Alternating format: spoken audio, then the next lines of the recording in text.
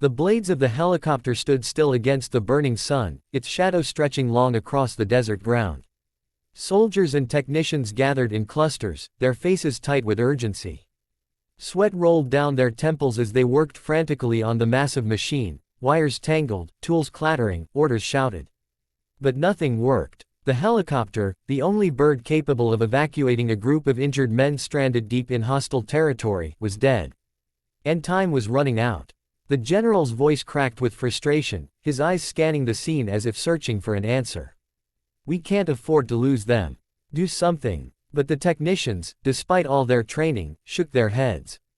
The engine refused to come back to life, and the desert winds carried with them the growing sound of danger. At that moment, a quiet figure stood at the edge of the chaos. A man in a faded jacket, his hair graying at the temples, one hand resting on the shoulder of a young boy who stared wide-eyed at the soldiers.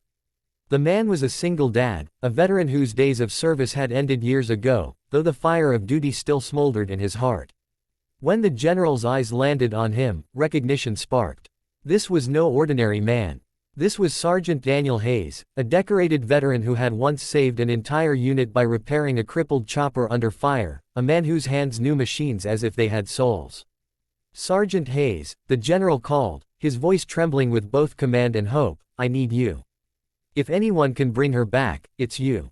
Daniel hesitated. His son, Michael, looked up at him with innocent eyes, clutching his father's hand.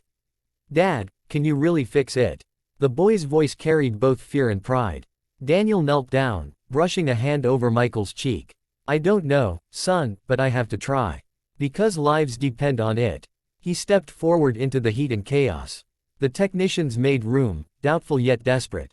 Daniel's hands moved with practiced precision, tracing wires, listening to the silence of the machine, feeling its heartbeat buried deep beneath steel and dust. He closed his eyes for a moment, memories of war flooding back, his comrades, the nights he spent repairing under fire, the cries of men who had no one else to depend on. And with a deep breath, he whispered to himself, not today. I won't let them fall today. As the minutes stretched like hours, Daniel crawled under the massive frame, hands blackened with grease, sweat dripping into his eyes. He worked without hesitation, replacing makeshift connections, rerouting power, improvising where parts had failed. The technicians watched in silence, awe slowly replacing their doubt. His son stood near, whispering softly, You can do this, Dad. I know you can. Finally, Daniel climbed out, his chest heaving, his shirt clinging to him with sweat. He looked up at the general and gave a single nod. Start her. The key turned, the rotor groaned, and for a moment the desert held its breath. Then, like a giant awakening, the blades began to turn. Slow at first, then faster, slicing the hot air with a rhythm that grew stronger and louder until the helicopter roared back to life. The soldiers erupted in cheers, some pounding each other on the back, others simply staring in disbelief. The general's stern face broke into rare relief as he saluted Daniel, his voice steady but thick with emotion. You did more than fix a machine today, Sergeant. You saved lives. But it wasn't over. The helicopter lifted into the sky, carrying the wounded to safety, and everyone knew it wouldn't have been possible without one man who refused to walk away. Daniel's son tugged at his father's sleeve, his eyes wide with pride. Dad, you're a hero. Daniel knelt down, his tired hands resting on the boy's shoulders. No, son, I just did what had to be done. A real hero is someone who never gives up on others, no matter the cost. As the dust settled and the roar of the helicopter faded into the horizon, the soldiers gathered around the veteran and his boy.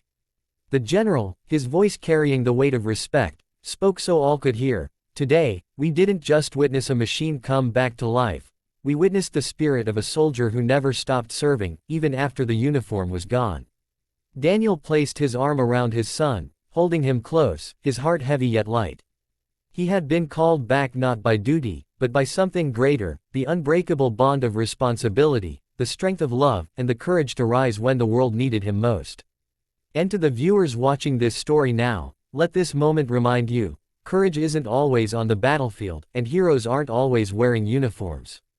Sometimes, they are fathers, mothers, neighbors, or friends, people who choose to act when others fall short.